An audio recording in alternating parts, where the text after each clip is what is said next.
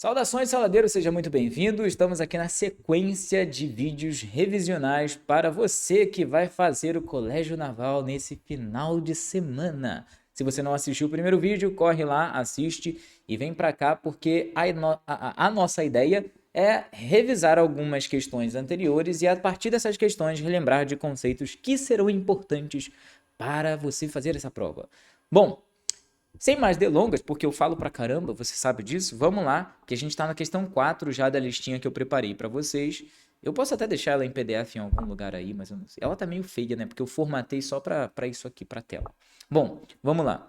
A chuva ácida é causada por reações químicas que acontecem entre os gases poluentes, sobretudo SO2 e SO3, acho que era para ser uma vírgula ali ao invés de um ponto, liberados na atmosfera e o vapor de água. Como consequência, há a formação de ácidos conforme as seguintes reações. Primeira coisa, esse vapor de água que ele está falando é o que existe na atmosfera. Existe água na forma de vapor na atmosfera. E quando isso é muito, muito concentrado, a gente tem formação de nuvens. Cuidado com essa coisa de água gasosa, pessoal. Não é água gasosa, é vapor de água, que há uma diferença grande entre esses dois conceitos. Bom, esses dois gases, eles são óxidos. Lembra que óxidos é um tipo de função inorgânica que a gente aprende no nono ano? E a definição para óxidos é que eles são compostos binários, ou seja, formados por dois elementos químicos apenas, onde o elemento mais eletronegativo é o oxigênio. Ou seja, não existe óxido de flúor. O flúor é o único elemento da tabela periódica que é mais eletronegativo do que o oxigênio. Então, seria fluorito de oxigênio, não óxido de flúor. Agora, no mais, oxigênio, junto de todos os outros elementos, a gente pode chamar de óxido, que aí ele vai estar sendo mais eletronegativo, o cara mais reativo ali. Justamente por isso que esses óxidos são formados. É muito comum encontrar óxidos na natureza, porque oxigênio é um dos gases mais abundantes da atmosfera, o segundo gás em maior quantidade, maior concentração, ele só perde para o nitrogênio. Só que a grande diferença é que o oxigênio é muito reativo, enquanto o nitrogênio é bem inerte, ele não reage com quase ninguém. Então você tem aí 23% da atmosfera é o oxigênio. E esse oxigênio reage com todo mundo, reage com metal, reage com a metal, forma óxido. Então a gente tem esses tipos diferentes de óxidos. Óxidos de ametais, como a gente está vendo aqui, em geral, são moleculares, né? Por razões óbvias, né? Ligações entre ametais são ligações covalentes. E na maioria dos casos eles são gases em temperatura ambiente, como é o caso do dióxido e do trióxido de enxofre que a gente está vendo aqui. E esses dois óxidos são o que nós chamamos de óxidos ácidos. Existe essa outra classificação de óxidos, né? Que eles podem ser óxidos básicos, óxidos ácidos, óxidos anfóteros ou óxidos neutros. Essa classificação ela se dá pela maneira como eles reagem com água, pelo comportamento dessas substâncias diante da água. Quando um óxido reage com água e forma uma base, a gente chama de óxido básico. E exemplos disso são os óxidos de metais alcalinos e metais alcalinos terrosos. Por exemplo, só para botar aqui óxidos básicos. Se a gente junta aí o Na2O, que é o óxido de sódio, com água, a gente tem a formação de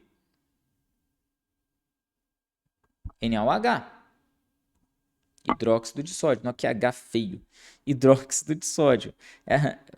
Faz até um certo sentido, né? Óxido com água vira hidróxido. Aí óxidos de ametais em geral são óxidos ácidos, como é esse caso. Por isso formam ácidos em contato com a água. Essa é a razão da chuva ácida acontecer.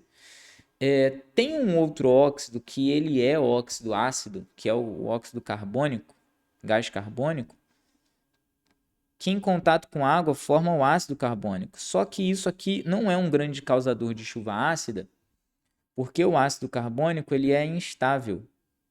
É uma molécula instável demais. Então, quando ela é formada, ela automaticamente se fragmenta e vira água e gás carbônico de novo. Por isso que existe um equilíbrio ali entre essas espécies. Então, ok, já falamos bastante de óxidos, vamos à questão. Os nomes dos ácidos formados, é o que ele quer saber. Temos dois ácidos ali, 1 e 2. Ele quer saber respectivamente.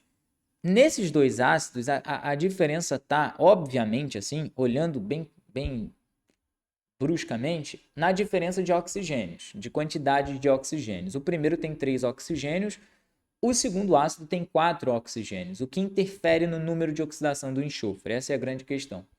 O ácido onde o elemento central está em menor número de oxidação, ele tem o sufixo oso. E quando o elemento central está com maior número de oxidação, ou seja, mais oxigênios, ele tem o sufixo ico. Então, o primeiro ácido é o ácido sulfuroso, o H2SO3. E o segundo ácido é o ácido sulfúrico.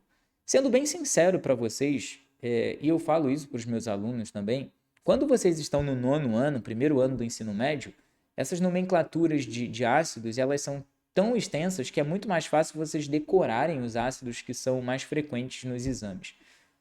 Porque acaba que existem mais regras de nomenclatura para ácidos do que exemplos. Os exemplos eles são bem repetidos, bem repetitivos nos exames. Se realmente fossem explorar uma quantidade, um leque maior de ácidos, ok, decorasse as regras, mas SO3 sulfuroso, SO4 sulfúrico. Onde está isso? Letra A. Aqui nas opções existe também o ácido sulfídrico. Lembra que hídrico no final do nome do ácido, vale apenas para os hidrácidos. Os hidrácidos são aqueles ácidos que só tem hidrogênio e outro elemento, não tem o oxigênio. O hidrácido de enxofre, ele seria o H2S. H2S porque a carga do enxofre em geral é -2, então ficaria H2S. O HCl, ácido clorídrico, HBr, ácido bromídrico. No caso do cloro, do bromo, do iodo, do flúor, são halogênios, então eles têm carga -1. Agora, o enxofre é um calcogênio, logo ele tem carga -2, assim como o oxigênio. Por isso fica H2S, no caso do hidrácido, que é o ácido sulfídrico, beleza? Então, esses 3 ácidos de enxofre... Isso é uma moto passando. Esses 3 ácidos de enxofre valem muito a pena vocês memorizarem. O ácido sulfídrico, o ácido sulfuroso e o ácido sulfúrico. Vamos para a próxima. Questão 5. O diamante é um cristal de alto valor agregado. Sua composição química é similar à do grafite, utilizado em lapiseiras e lápis escolares. Olha só, vocês que estão segurando um lápis aí agora, tem algo parecido com um diamante na ponta dele. Os átomos são idênticos, são átomos de carbono. Só que existe uma grande diferença entre a maneira como os átomos de carbono do grafite se organizam e a maneira como os átomos de carbono no diamante se organizam. E aí ele quer saber o nome desse fenômeno. Qual o nome do fenômeno em que um mesmo elemento químico pode originar 2 ou mais substâncias simples diferentes? Elementos com a mesma composição, formando substâncias diferentes. Olha que interessante. 2 substâncias diferentes podem ter a mesma composição? Podem. Aí a grande diferença está em como os átomos se organizam, como que eles estruturam a forma tridimensional daquela substância. Que no caso do diamante é muito mais complexa, é uma forma muito mais complexa que só é possível ser formada em temperaturas elevadas, pressão elevada e com tempão para acontecer. Por isso que o diamante é encontrado só na camada 12 do Minecraft, pelo menos até um certo tempo, né? Dizem que mudou. Enfim, nesse caso, o nome do fenômeno é alotropia. Carbono e grafite são diamante e grafite são alótropos do carbono, são maneiras diferentes do carbono se organizar. Isso consequentemente gera propriedades físico-químicas diferentes. A grande diferença do carbono para o grafite está na estruturação tridimensional dos átomos, o que consequentemente afeta as propriedades físico-químicas e, obviamente, a substância. A substância muda porque nós classificamos como substância de acordo com as propriedades físico-químicas. Quando eu falo propriedades físico-químicas, pessoal, é dureza, ponto de fusão, ponto de ebulição, maleabilidade, essas paradas aí. Então, aqui nesse caso, sem mais delongas, alotropia. Cara, eu nem vou ler as outras alternativas porque elas não têm nada a ver, né? Avogadro é o nome de um cara, não é o nome de um fenômeno, né? Bom, vamos para 5. 5 não, 6. 6 é interessante, é uma questão sobre métodos de separação de misturas, que também é aquele assunto chato, né? Porque tem zilhões de métodos diferentes e eles querem que a gente decida qual que será utilizado. E aí eu sempre sugiro, oriento vocês a criar um questionáriozinho inicial. Você precisa fazer 2 perguntas para saber qual método utilizar. Primeiro, a mistura é homogênea ou heterogênea? Segundo, os componentes dessa mistura, eles são sólidos e líquidos, são líquidos e líquidos, é líquido com gás? Quais são os estados de agregação? E vamos botar uma terceira pergunta aí. Qual a principal propriedade físico-química que difere uma substância da outra nessa mistura? É densidade? É ponto de ebulição? É cor? O que difere uma da outra? Faz essas 3 perguntas que você consegue se direcionar para o método correto. Então, temos 3 misturas aí. A primeira delas, enxofre em pó e lascas de ferro. Eu tô olhando para o microfone, para o troço do microfone ali, porque eu falo gritando, né? E ele tá muito próximo, eu acho, e sei lá, vai estourar o alto-falante de vocês, me perdoem. Primeiro, enxofre em pó e lascas de ferro. Segunda mistura, água e sal de cozinha. Terceira mistura, sangue humano. E aí ele colocou entre parênteses o que tem nesse sangue humano, né? Glóbulos vermelhos e plasma, mais precisamente essas 2 coisinhas aí. Assinale a opção que permite, respectivamente, a separação das misturas acima. Primeiro, enxofre em pó e lascas de ferro. São 2 sólidos. O que difere principalmente o enxofre em pó das lascas de ferro é justamente a atração magnética. Enxofre em pó não é atraído por ímãs. Então, a primeira mistura aí a gente separa com separação magnética. Gente, ferro, falou ferro, né? Essas questões são sempre assim. Falou ferro, separação magnética. A gente não tem nem muita criatividade para colocar outra coisa. Né? Quem misturou enxofre em pó com lascas de ferro? Não sei quem foi o cara que fez isso. Bom, separação magnética é utilizado às vezes na indústria porque muitos processos industriais acabam deixando malhas de ferro nos produtos. Então, eu fazia uma análise numa empresa que eu trabalhei de borrachas, onde a gente precisava realmente detectar a quantidade de malhas de ferro numa certa amostra sólida. Então, de fato, a indústria tem essa coisa de deixar vestígios, e essa ideia de separação magnética é interessante. Na segunda, água e sal de cozinha. Bom, a gente tem 2 opções, ou evaporação ou destilação simples. A destilação fracionada ela serve também, mas não é necessária. Essa é a grande questão. Como a água e o sal de cozinha têm pontos de ebulição bem diferentes, não corre o risco do sal evaporar junto com a água quando você aquecer. Então, a destilação simples, ela é ok, né? Serve, funciona. Então, evaporação, estou vendo que não tem nas opções. Evaporação seria o caso de nós querermos apenas o sal. A água vai embora, mas dá para separar os 2. Né? Nesse caso, não tem essa possibilidade ali nas opções. E sangue humano? Bom, a gente costuma usar decantação. Né? Uma decantação acelerada, chamada de centrifugação, mas basicamente a decantação separaria.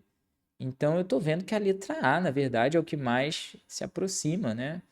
A gente não vai usar destilação fracionada para separar glóbulos vermelhos e plasma, né? Porque eu não sei nem o que aconteceria se a gente aquecesse o sangue. Eu achei bem viajada essa alternativa aí. Então ficamos com a letra A, separação magnética, destilação fracionada, ok, né?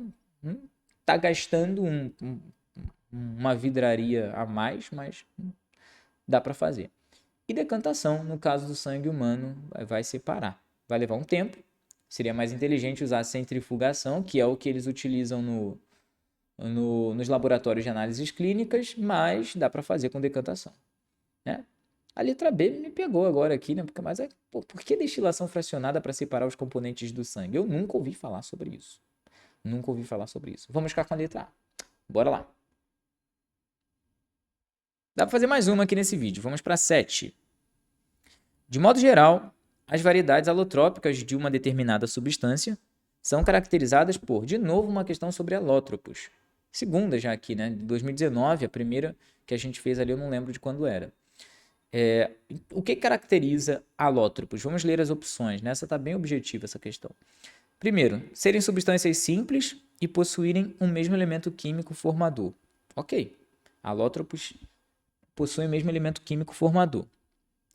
B. Apresentar sempre a mesma atomicidade e idêntica estrutura cristalina. Não. As estruturas cristalinas são diferentes. É justamente essa diferença na estrutura cristalina que difere as propriedades físico-químicas das substâncias.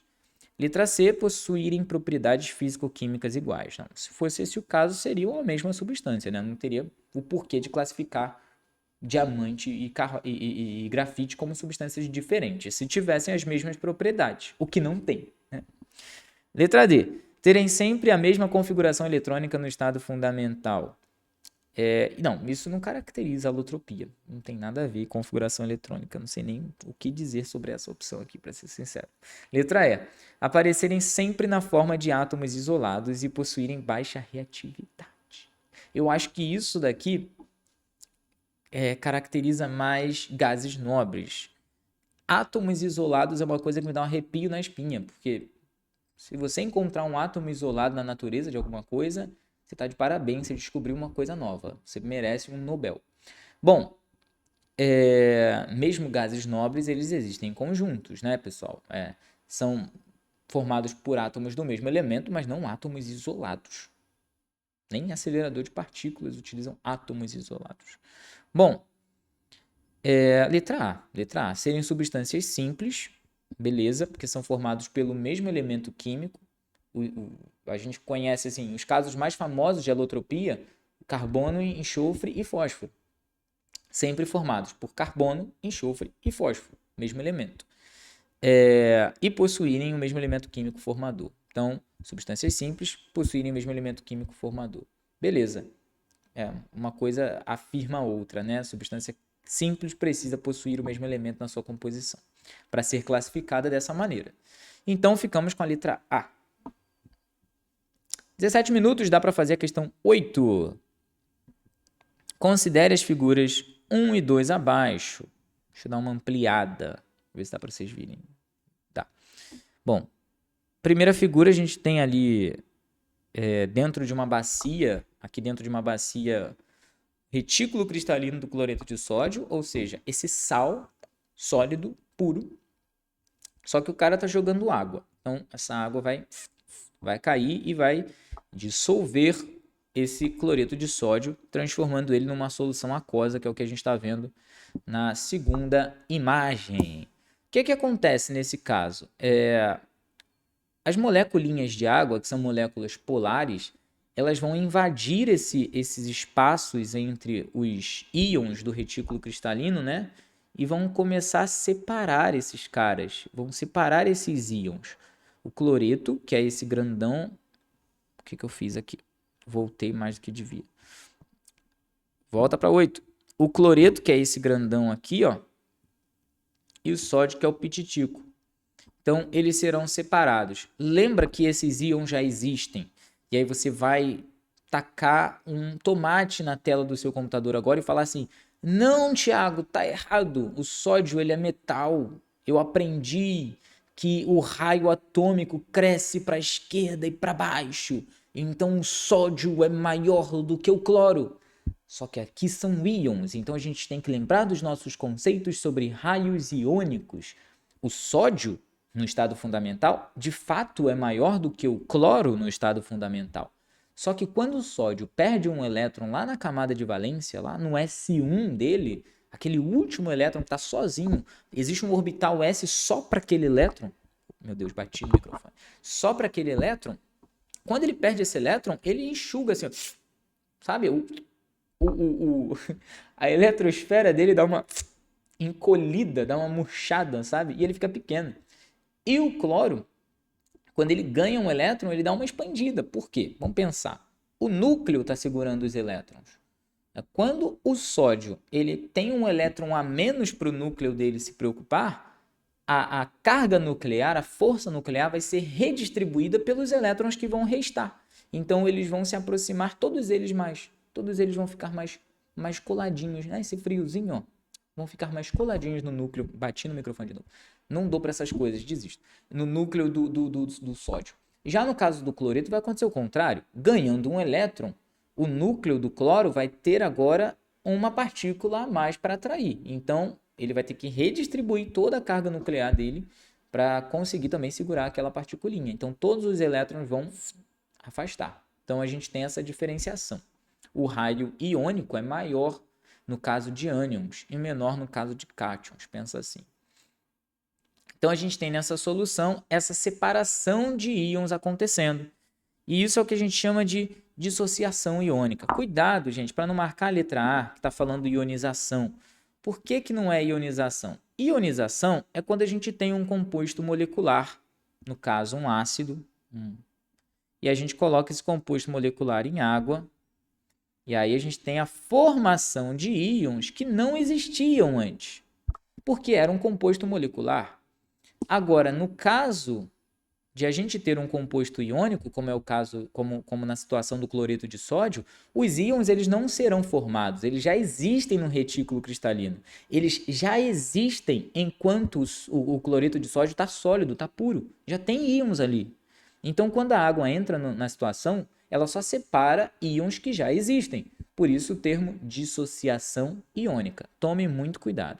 Então, a gente finaliza com essa questão 8 e não se esqueça de se inscrever, deixar o like, blá, blá, blá, comentários, manda para seus colegas. Muito obrigado por ter ficado até aqui e até o próximo vídeo. Aí vai ser o terceiro e último para essa revisão maravilhosa para o Colégio Naval. Boa sorte para você que vai fazer essa prova no final de semana. Não se esqueça de descansar um pouquinho também. Sei lá, fazer um lanchinho, toma um café da manhã reforçado, que vai dar tudo, não muito também para você não ter um revertério, né? Porque a gente fica nervoso, né? Sabe como é que é. Bom, até a próxima.